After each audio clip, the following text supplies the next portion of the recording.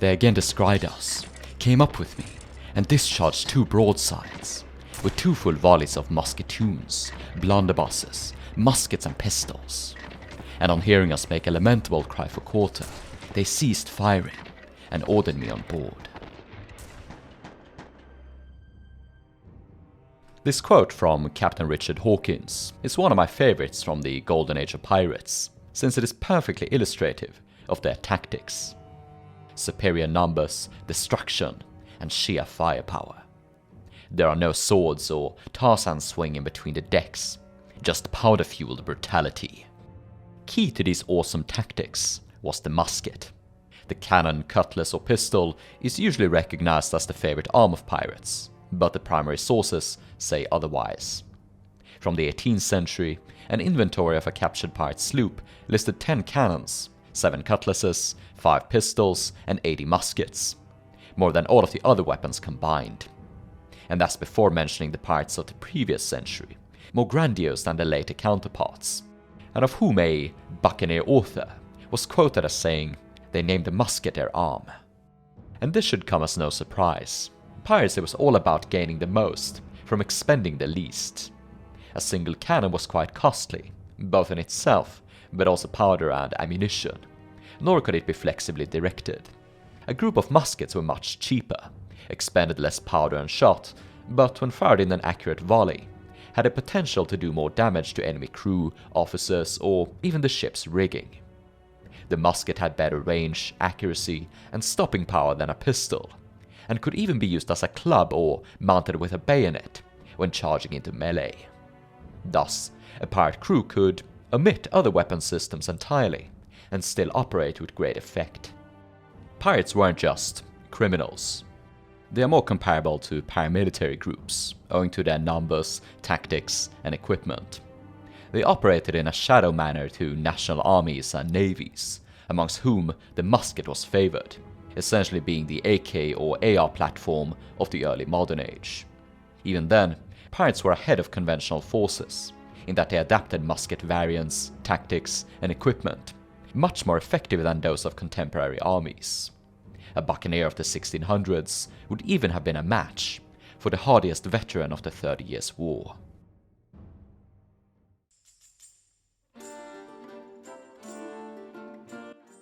Like all of the firearms discussed in this series, the musket has its beginnings with a handgun, a short metal tube mounted on a wooden pole, discharged by sticking a live flame into the touch hole.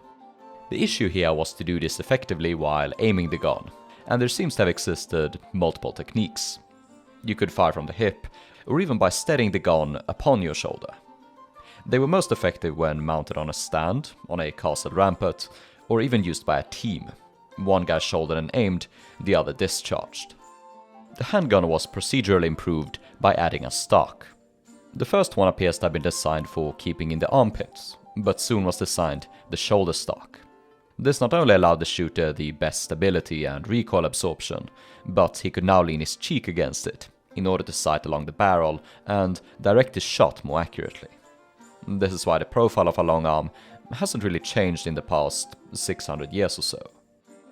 The problem of manually having to light a gun with a flame still remained, so the next step was the invention of the matchlock, a metal arm called a serpentine holding the match and bringing it down into the touch hole at the pull of a trigger. The merging of the lock and stock created the arquebus, a short-barreled long arm, and the mainstay for infantry shooters until the end of the 16th century.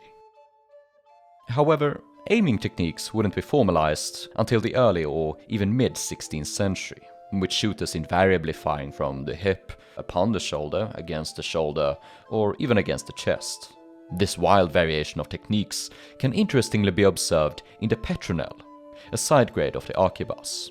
It had a distinctively curved butt, designed to be steadied against the chest instead of the shoulder. They were often depicted in the hands of colonial infantrymen, even corsairs. We see them here in a print from 1564 of French soldiers in Florida, and this one depicting Walter Raleigh attacking a Spanish town.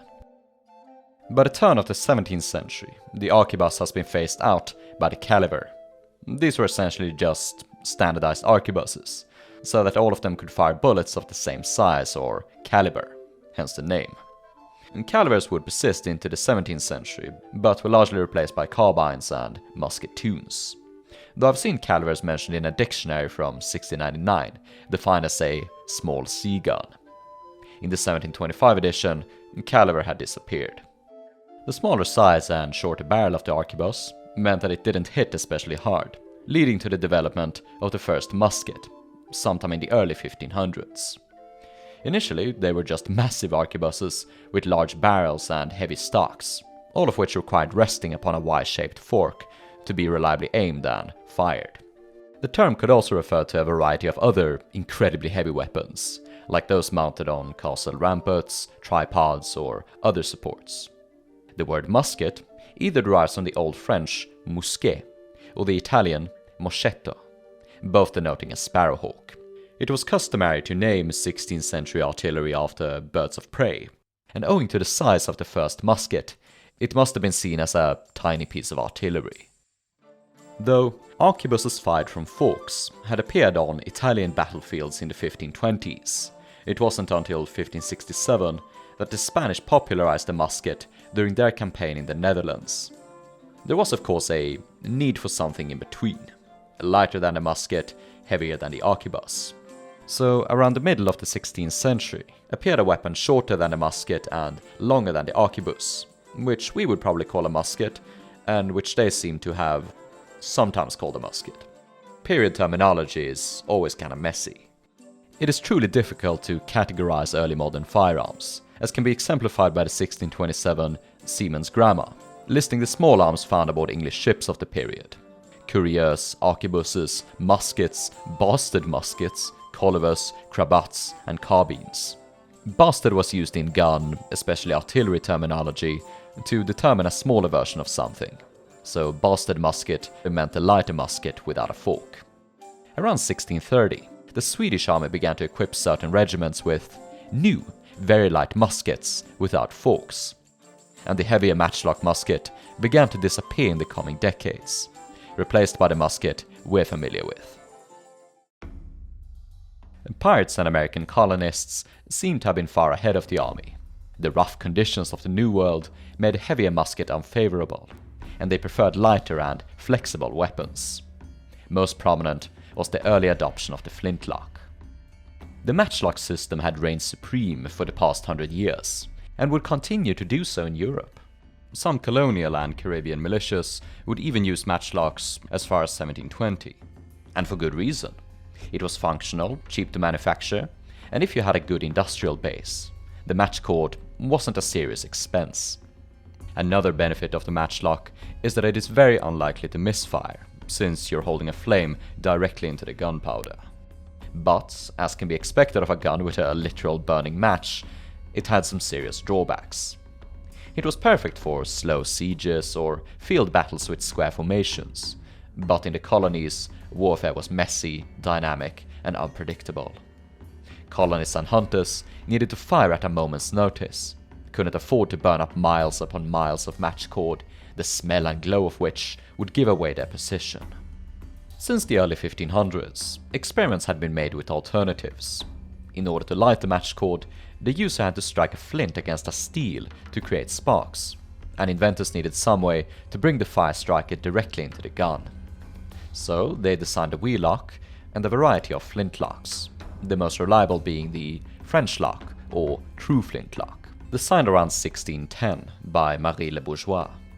Within the next 20 years, the flintlock musket had become a mainstay among Caribbean hunters, colonists, and pirates. The flintlock musket was known as a fusil in French, which originally meant a fire steel, and today it refers to any long arm. In English, it would be referred to as a fusil, and these two terms are what people back then used to distinguish flintlock muskets from the matchlock musket, more common among conventional forces, including those stationed in the Americas, especially Spanish militias, whom the buccaneers battled the most. Usage of the terms fusil and musket can best be seen in a French weapon called the fusil musquet, a long arm with a combined flint and matchlock. You might be familiar with the term fusilia, which referred to infantry skirmishers armed with this light flintlock musket. Of course, some pirates and buccaneers undoubtedly used matchlock muskets, Sometimes you would have to use whatever you could get your hands on, but it really mustn't be underestimated how unanimous the written sources are in their description of pirates adapting fusées early on, and frequently using them throughout the Golden Age. Unlike regular soldiers, pirates had money and were able to purchase whatever weapons they wanted, and the fusée was simply superior for their tactics and mindset. It is the weapon they should be the most associated with. Let's take a deep dive into the design of the musket, which, while seemingly obvious, being just a lock, stock and barrel, it did have some interesting quirks to it. Most apparent would be the evolution of the butt, from the early Middle Ages to the end of the 17th century. The 16th and 17th centuries were times of intense experimentation in firearms design, and the butt underwent a multitude of design phases. Arquebuses improved on previous designs by enlarging the butt, allowing you to rest your cheek against it. The best feeling ever. When the Spanish adopted the musket in the mid-16th century, they also introduced the progenitor of the modern rifle butt. Unlike older butt designs, the flare of these butts distributed the recoil over a wider area of your shoulder. The weight of it would also have acted as a counterweight against a heavier barrel, lifting your aim upwards and onto the target. It could also be used kind of like an axe in melee. Between circa 1580 and 1650, variations of it would serve as the most popular musket butt in European armies. This very popular version is called the fishtail. An innumerable amount of musket butts floated around in the 17th century. Butt types like the bellied and the club type were similar to modern designs, and most common among civilian arms. All of the different butts would slowly merge into a smaller number of streamlined designs, as these were found to be the most comfortable and weight efficient. By the end of the century, most muskets would have butts reminiscent of modern rifles. They were often decorated either with some private carving, or those made by the manufacturer. Sea service muskets among the English, but especially the French, tended to be marked with an anchor, sometimes two crossed anchors. The French called them musket d'ancre, anchor musket. Muskets would usually be referred to by the manufacturer, which would be indicative of their quality. Tower muskets had been made and proofed in the Tower of London, and had markings in the barrel. The French equivalent would have been tulle. Stocks were carved from a variety of wood types, including oak, beech, and walnut, which was regarded as one of the best. There isn't too much to be said about the stock itself, except that the bottom of it was supplied with a couple of pipes or thimbles, in which you'd stick the ramrod, usually called a rammer in the period, but also a scouring rod, and funnily enough, baguette in French, which just means a rod. The rammer was used for loading the musket. The powder and shot literally had to be rammed down the barrel. Some rammers were made of steel, others of wood with a metal tip, and others of pure wood. The wooden variants ran the risk of breaking if you ever got too enthusiastic, so a clever buccaneer would often keep a couple of spare rammers. A must-have feature on modern rifles is the sling, which is an adjustable belt that allows you to literally sling the firearm onto your back, making it much more comfortable to carry while marching. Slings did not appear until surprisingly late, around the 1680s or 90s, and their history seems ambiguous. I've seen a period image of soldiers under William III wearing them, whereas in other period armies, they seem to have been purely relegated to grenadiers. By 1710, they had started to appear on regular infantry muskets, and by 1730 were standard infantry equipment. However, slings were never as common on sea muskets. Since most muskets didn't have a sling, they had to be carried around by hand. Most common was to hold it by the grip and rest the part with the lock upon your shoulder, with the trigger guard against your chest. Another method was the opposite: lay the end of the barrel upon your shoulder, grab the muzzle, and hold it down. In wet conditions, it was common to walk with the musket cradled in your arms, a bit like a baby, with your hand covering the lock to protect it from moisture. When talking about gun locks, we most often recognize the basic flintlock as the only mechanism. But during the 17th century, a variety of different flintlocks were used on muskets. The Spanish preferred what we call the miquelete lock. There was also the snap-ons and the different dog locks, and a variety of others which differed in their designs, some of whom were superior. If you want to learn more about lock specifics, I do have an entire video discussing most of the variants in detail and deep diving into their metallic guts. In a musket, there are three groups of metal components: the lock, barrel, and furnishings. Furnishings refers to metal components like the trigger guard, butt plate, and rings binding the barrel to the stock. Locks were always made of steel, with the barrel and furnishings invariably made of brass or iron. Before we move on to barrels, a quick note on the sights. Muskets of the time were usually equipped with only a front sight, not a rear sight. This allowed for simple aiming, but made it somewhat difficult to perfectly align the barrel on your target. So moving on to barrels. The most interesting part to discuss here is length, because there was an ongoing dilemma in the period of whether sea muskets should be shorter or longer than the standard infantry musket. This debate was rooted in the difference between firearm tactics on sea and land. At sea, shooters fire from behind cover at their own pace and initiative, so there wasn't as much need for regimental strictness. A shorter musket was easier to handle and load in the tight confinements of a ship or boat, and they were handier in boarding action. But a longer musket had a perceived advantage in range and accuracy, and the weight wasn't a problem since they could always be steadied on a nearby railing or ratlin. This led to different design philosophies in France and England, with the English adapting a sea service musket shorter than the infantry variant, and the French adapting a longer one. Of course, there were short French muskets and long English muskets, but there was a general trend. Sea service firearms, at least the English kind, could also be distinguished by their black paint job, called japanning. The name comes from the fact that the Europeans emulated a Japanese technique of lacquering. Japanning meant that the musket, but also pistols, boarding axes, pikes, and cutlass hilts were covered in a thick coating of black paint, often a substance akin to asphaltum. This protected the metal against the salty moisture of the ocean, but also made them easier to grip, and masked the metal from shining during, say, a nighttime operation. Very tactical. It is difficult to determine how common japanning was, since the substance has faded away from most artifacts, and written mentions are scarce. They first appear in 1689 in Portsmouth. Starting in 1752, only half of British sea service muskets would be painted. The other half needed to be fitted with bayonets, which couldn't be socketed on a musket if it was painted too thickly. Moisture was likewise countered by treating the metal components, or crafting them out of brass.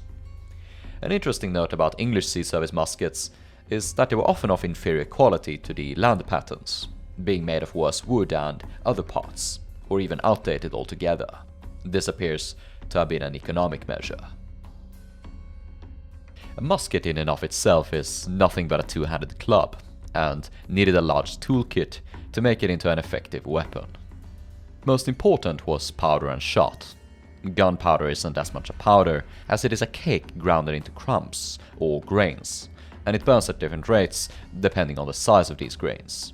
So it was optimal to give different weapon systems their own powder based on grain size. The one for muskets was aptly called musket powder. However, a different kind of powder, called serpentine, was optimally used for priming the musket. This one had the smallest of grains out of any powder, which burned very quickly and fired the gun faster and more reliably. Serpentine was kept in a special container, a powder horn or flask slung onto the shooter's back. This made it easily accessible in case the gun had to be reprimed. Musket powder could be kept in a separate horn, but loading from a flask was dangerous. If you poured gunpowder down the barrel and it caught fire from residual flames, the flask could blow up in your hand. Ouch. So powder charges were for the longest while kept in small wooden flasks, attached to a leather bandolier. At the end of the bandolier hung the shot pouch. The problem here was that bandoliers were heavy and carried a limited amount of shots, and the flasks striking each other produced a lot of noise. In one anecdote, a bunch of Caribbean soldiers got spooked when they thought they heard the enemy marching towards them, judging by the rattle of their bandoliers. It turned out to be a bunch of crabs. Bandoliers weren't exactly optimal for boarding combat, melee charges, sneaking or running through the woods, standard activities of a buccaneer. The solution was the paper cartridge. Prepared by the pirates themselves, It contained a pre-measured amount of powder and a bullet. The paper served as wadding, a material used to keep the charge in place. The cartridges were kept inside of cartridge boxes, leather containers, often with a wooden lining to keep them stiff, attached to a baldric or belt. It was common for buccaneers to carry at least 2 cartridge boxes, each holding between 20 to 30 cartridges. Some of them were hollow on the inside, others had wooden holders drilled with holes, in which the cartridges were inserted and could easily be drawn. Just like the Flintlock musket, there are descriptions of hunters, colonists, and pirates adapting cartridge boxes as early as the 1630s, almost 70 years before conventional forces, and it should be regarded as another iconic part of their equipment. The bullet depended on the size of the musket bore, but was usually smaller. This made loading easier, and the bore would quickly foul after repeated firing, making a perfect fit impossible. But musket balls were still big, much larger than a modern bullet, about the diameter of a thumb. Neither was it common to fire only a single ball, outside of the longest ranges. Multiple bullets, a bullet and a bunch of pellets, or even specialized ammunition like 2 bullets connected by a bar or a chain. These might have been especially good against sails and rigging, which a musket volley was surprisingly effective at destroying. Bullets could be purchased, but were very often made by the shooters themselves. Muskets came with a toolkit, which included a shot mold, in which molten lead was poured and cooled into bullets. The sprue was often left on the bullet, and when fired would cause more damage, without affecting accuracy too much. Pellets, or swan drops as they were called, could be made by pouring molten lead into what was essentially a sieve, letting the drops fall and cool in a bucket of water. One of the most important tools was the worm, essentially a corkscrew. It was attached to the ramrod and could be used to pull out the wadding. By losing the wadding, you could unload the bullet and powder. A rag or bit of cloth was tied to the worm and used for swabbing the barrel clean. Black powder fouls a lot, but could easily be cleaned out with hot water or even piss. As for the lock and other movable pieces, these had to be frequently oiled, but manuals recommended not taking apart the locks too much, as it could damage them. Individual parts might have to be replaced, and this was especially true of the flint. Each time the flint struck the steel, parts of it would chip away, until it was completely useless. The flint had to be reseated, reshaped, or even replaced entirely. It was standard to keep a number of spare flints in your cartridge box. The steel would get misshapen from frequent use and require heating and then hardening with a piece of wood. When not in use, the touch hole was corked up, covered with a cloth wrapping and the muzzle plugged. Guns in storage could also be covered in a protective layer of beeswax. Owing to its flexibility, the musket obviously had a lot of variants made to fulfill a specific purpose. The fowler or fowling piece is a perfect example. This was a regular-sized or even longer musket with a small bore, designed to fire pellets for hunting fowl. The name is self-explanatory. It was a common civilian arm, which meant that it often ended up in home defense. Militiamen would often come kitted out with a fowler, and sometimes they were even found in Spanish armories, often to the detriment of the commanding officer, since the smaller bore made the fowler an inferior weapon. However, some looked up to the fowler, believing its longer barrel gave it better range. An interesting but sort of irrelevant arm was the target gun. It is irrelevant because it doesn't seem to have had any military application. These were just used for target shooting.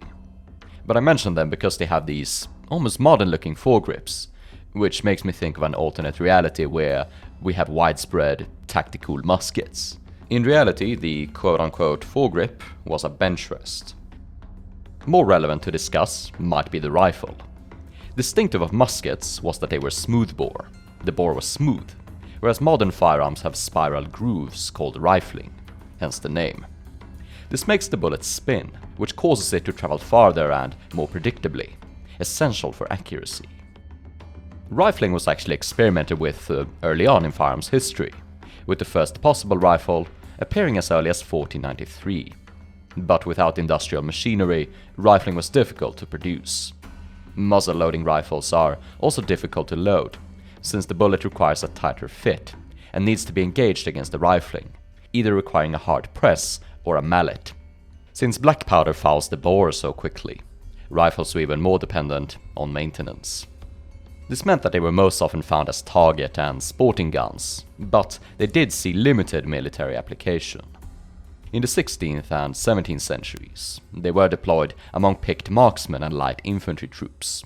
Weirdly enough, rifled carbines were issued to French dragoons, many of whom served as bodyguards to government officials, including in the Caribbean. Governors appointed by the Knights of Malta, the remnants of the Knights Hospitallers, were protected by chivalrous bodyguards in their scarlet cassocks, almost looking like crusader tabards, and armed with rifled carbines. One of the most notable flaws in the musket is that it can only fire a single shot.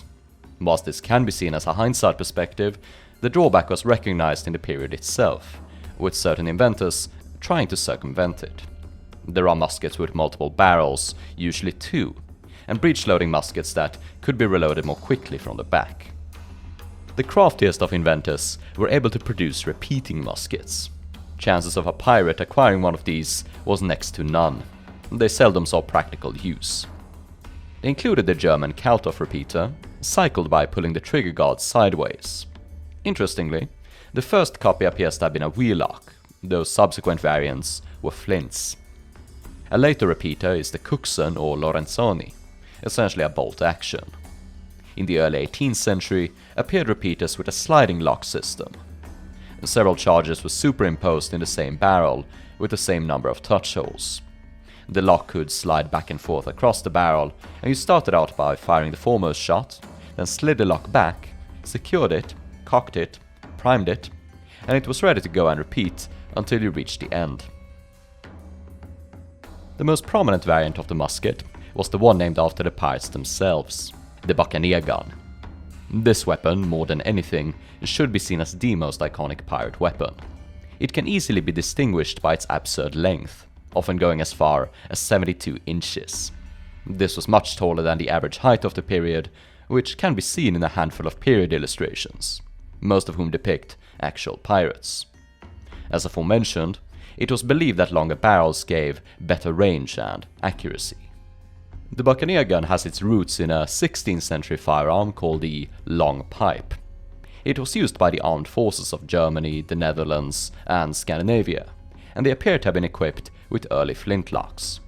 These long sorts of firearms would then become very popular with hunters in the Netherlands and France. Old World hunters would bring these long guns with them to the colonies, especially the French ones in Canada and the Caribbean. When English corsairs raided a Quebecois armory in 1629, they found 2 long wheellock arquebuses 6 to 7 feet long, a possible progenitor of the fusil boucanier. The first buccaneers were neither pirates nor soldiers, but hunters of various nationalities, primarily French, that hunted wild game on the island of Hispaniola. The long musket was their favorite tool of the trade. A few of the early copies seem to have been matchlocks, but flintlocks were favored from the onset. Aside from hunting swine and cow, the buccaneers had frequent run-ins with the Spanish, proving the man-to-man excellence of the weapon. The buccaneers were expert marksmen, said to practice by shooting oranges from trees.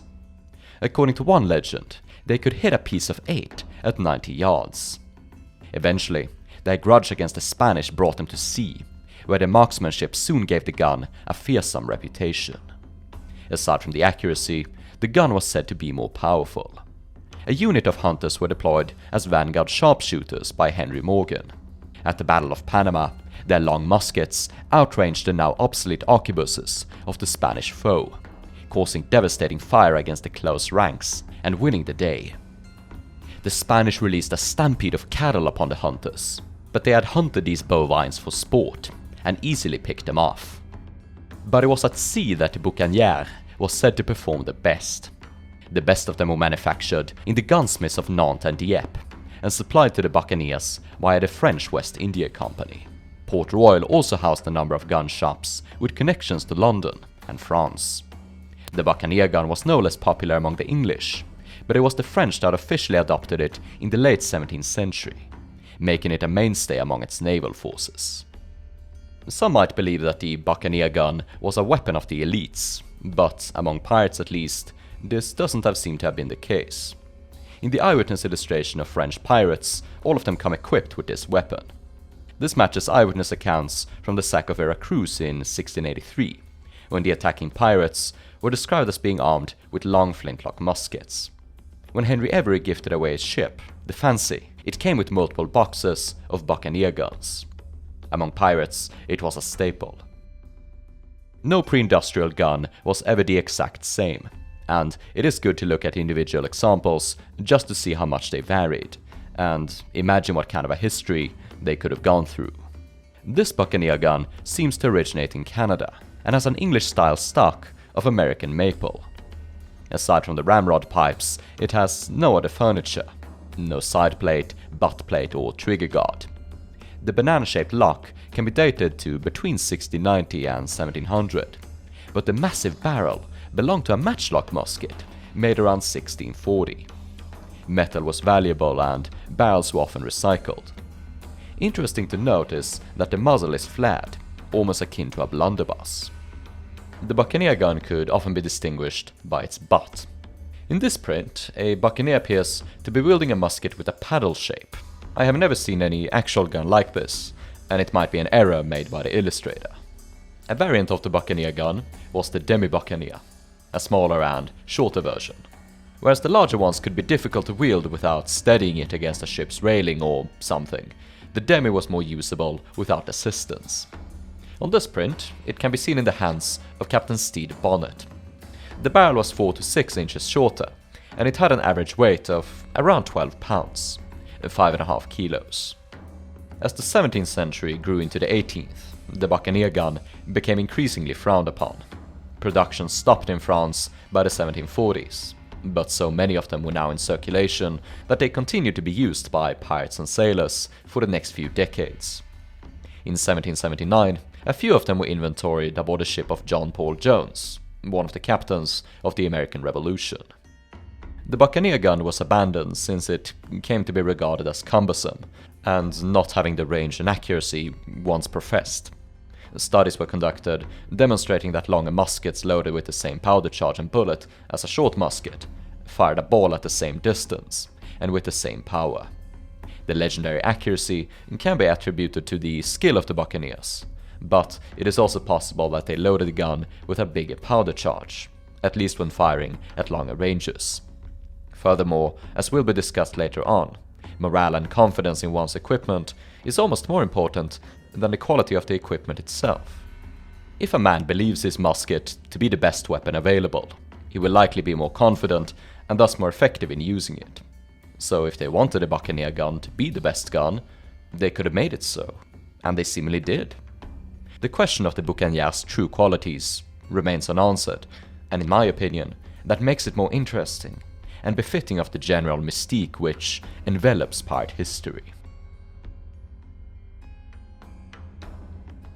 Outside of the buccaneer gun, musket accuracy is one of those internet topics that grind a lot of gears.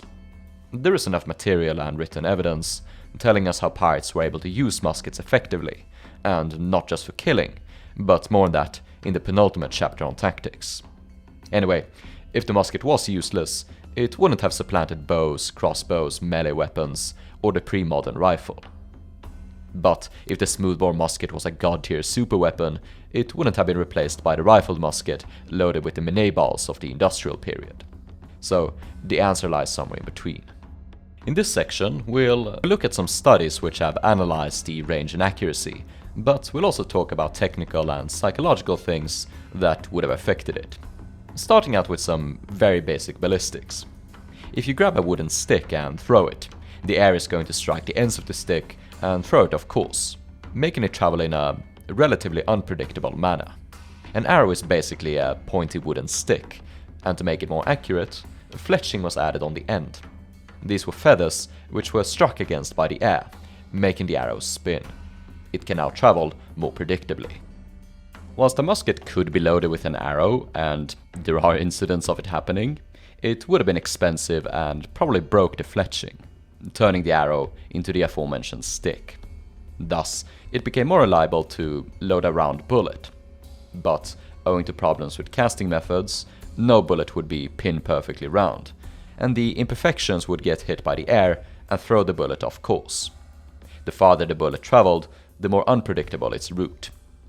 Now, rifling, the spinny grooves cut in the barrel, are able to make the bullet spin. But as previously explained, rifling was more expensive in pre-modern days, and increased loading speed by 4 times. So, muskets were smoothbore. Let's take a look at a couple of tests, comparing the accuracy of a 19th century rifle and a smoothbore musket. These were conducted in the mid-1800s at a stationary target with the musket placed upon a wooden rest. Both guns were fired 50 times at a target 100 yards, 91 meters away. The rifle hit 48 out of 50 times, giving an accuracy of 98%. The smoothbore hit 37 times, with an accuracy of 74%. At 200 yards, the rifle had 37 out of 50 hits, with an accuracy of 74%. The smoothbore hit only 18 shots, with an accuracy of 36%. Finally, at 300 yards, the rifle hit its mark 23 out of 50 times, giving an accuracy of 46%, whilst the smoothbore hit 7 out of 50 shots, with an accuracy of only 14%.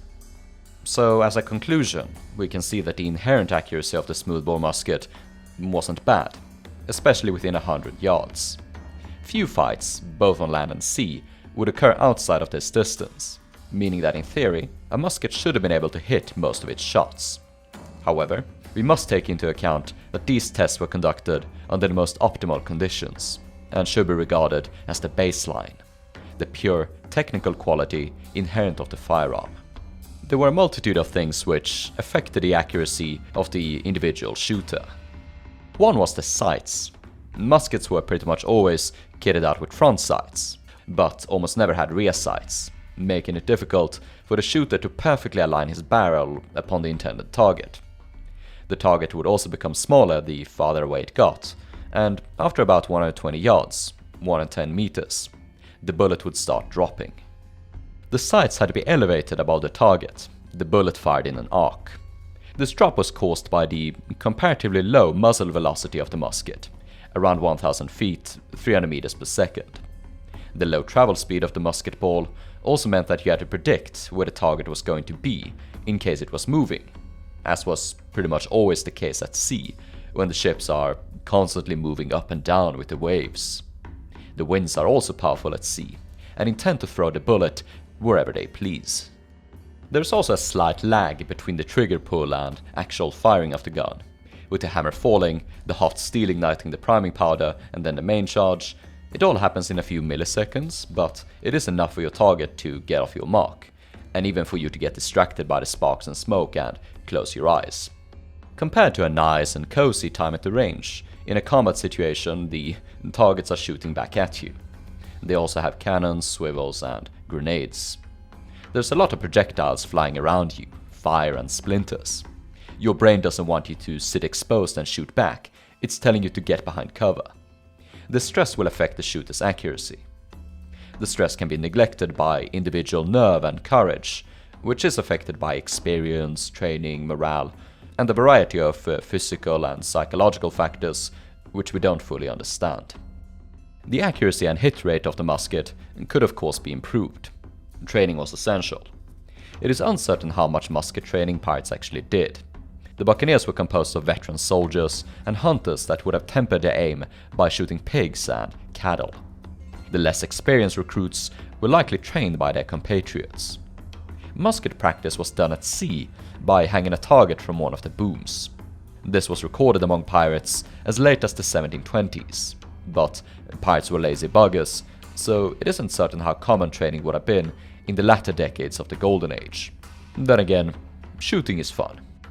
Hit ratio could be improved by adding multiple shots, as was pretty much the norm, at least when shooting within 100 yards. Looking back at the previous study comparing the rifle to the smoothbore, the latter was also tested with buck and ball, that is, a bullet and 3 pellets. Firing 50 shots at 100 yards, it was able to score 36 hits with the bullet and 76 with the pellets. that is an accuracy of 72% for the bullet, almost the same as without the pellets, and 53% for the pellets. So whilst the pellets aren't as accurate, the overall hit ratio was improved. At 200 yards, 50 shots, 18 balls hit, and 31 buckshot, give it an accuracy of 36% and 20% respectively.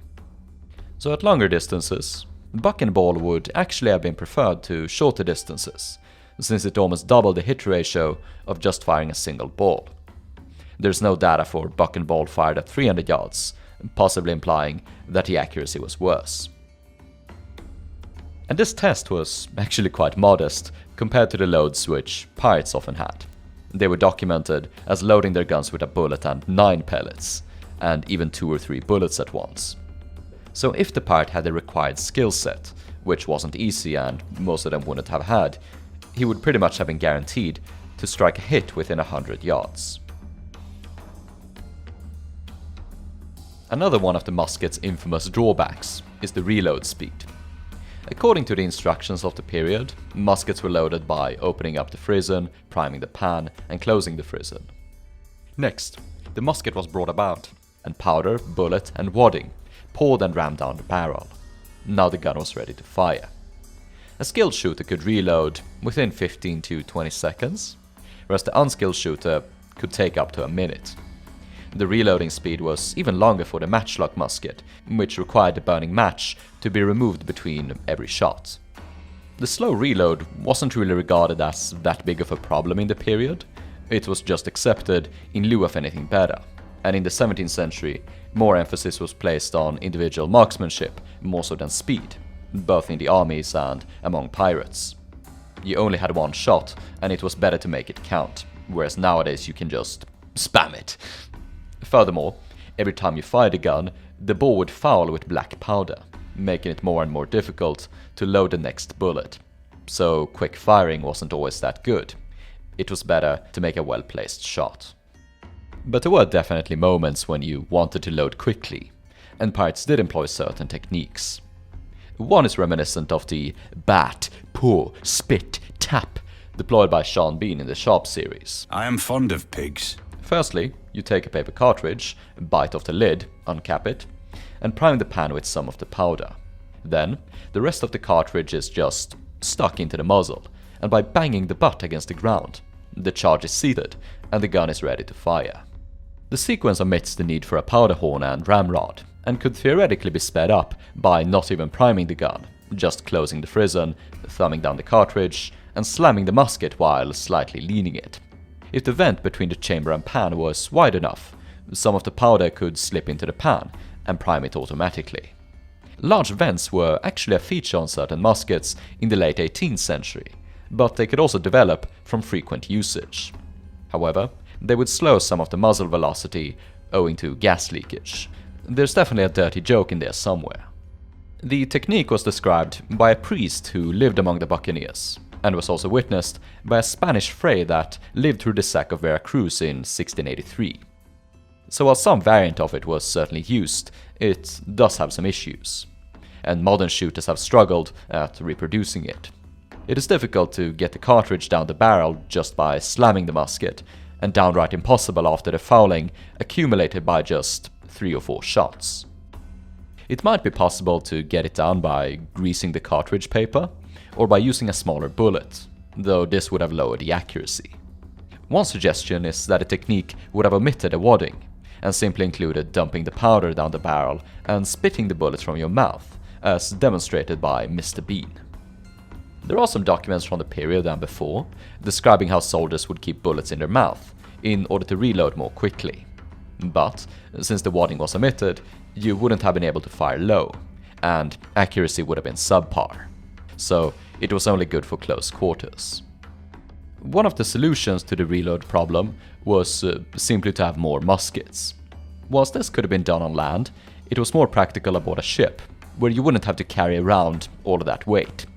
The effectiveness of multiple shooters, all armed with multiple muskets, was documented by the priest, Jean-Baptiste Labin. We had 45 to 50 men firing small arms, each of whom had several muskets loaded and ready to fire, stacked in front of him. These men maintained such a rapid and continuous fire that in less than 3/4 of an hour, they had killed and wounded many of the enemy. The problem here was reloading them. This could be done with the help of an assistant on board of a ship, usually a cabin boy. In fortified conditions, even a small number of men armed with multiple muskets and the boys to reload them could overcome much greater odds, as written by William Montaigne. It may perhaps seem impossible to some that 3 or 4 men, and as many boys, can destroy 20 or 30 before they force their close quarters. However, it may and has been done, the men being good marksmen, and the boys learned to load a musket dexterously. Another solution to the slow reload was good teamwork between a pair of shooters. Alternating fire was common both among pirates and their enemies. One of them aimed and fired, whilst the other reloaded.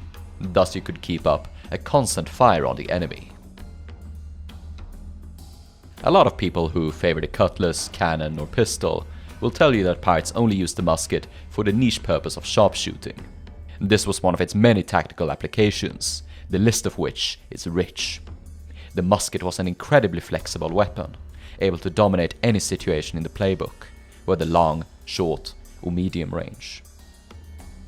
In a battle at sea, the sharpshooters would be the first to open fire. Long before the battle began, and with the enemy out of range, they would take pot shots, hoping to cause any possible damage. When the fight began, their assignment was to pick off key targets, the helmsmen, officers, and the bravest enemy fighters. At a distance, and especially with the decks covered in smoke, it would have been difficult to distinguish between the different ranks, so they would have focused on the quarterdeck, where the officers were stationed, or simply at whatever target reared his head. For sharpshooting, the buccaneer gun was considered the best.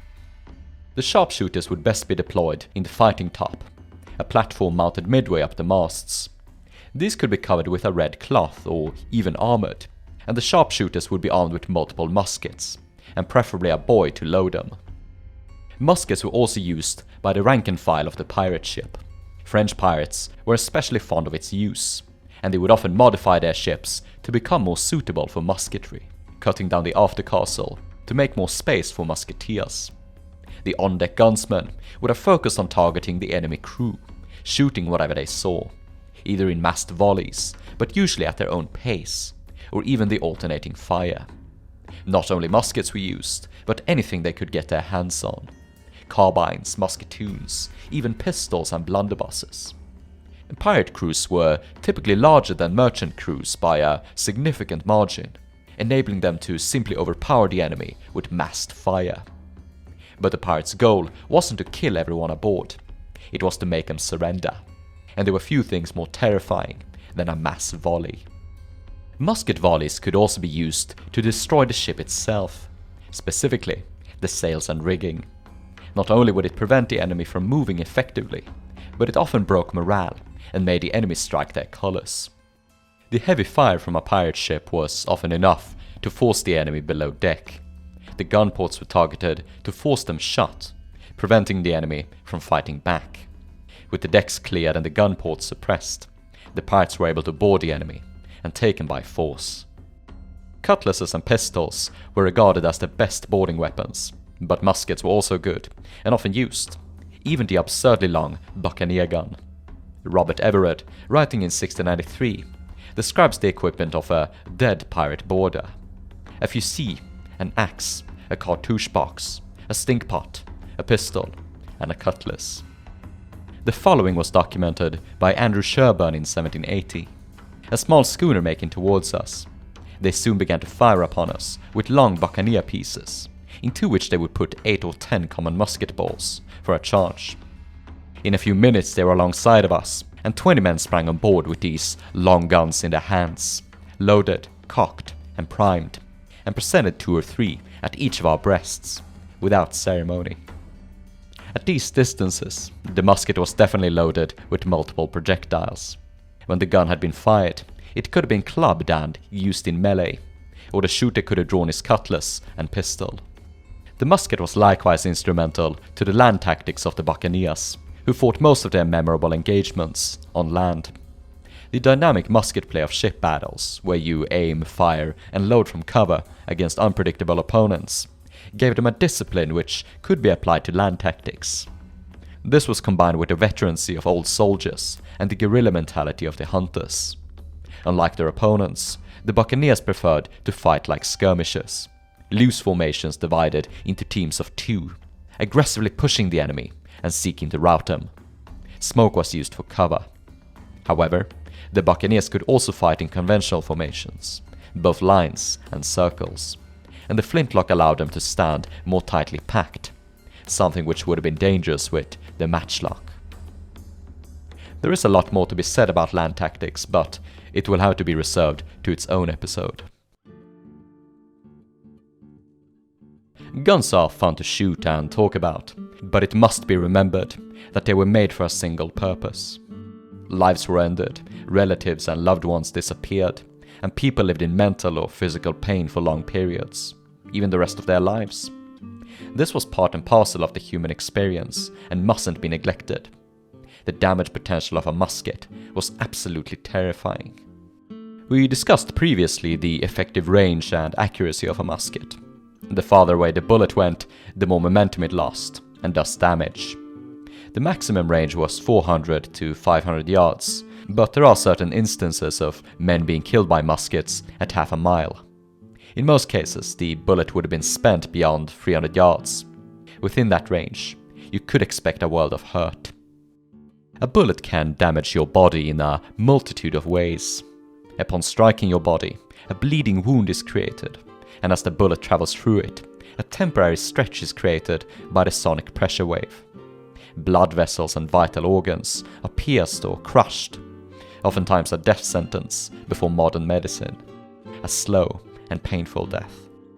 The police nowadays measure the effectiveness of their bullets on how good they are at exiting the target, shooting clean through. If a bone was struck, it would fracture, and bits of it would splinter in the vicinity, causing additional damage. Musket wounds were common and varied immensely.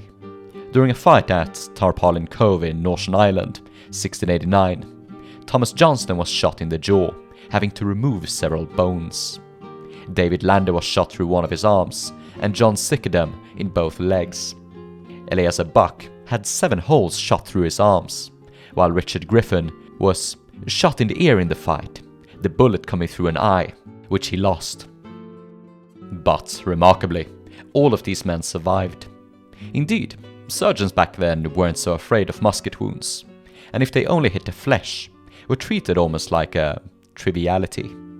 This sentiment does resonate with modern studies, which shows that when compared to modern bullets, musket balls were less likely to cause an exit wound and seldom cause fragmentation.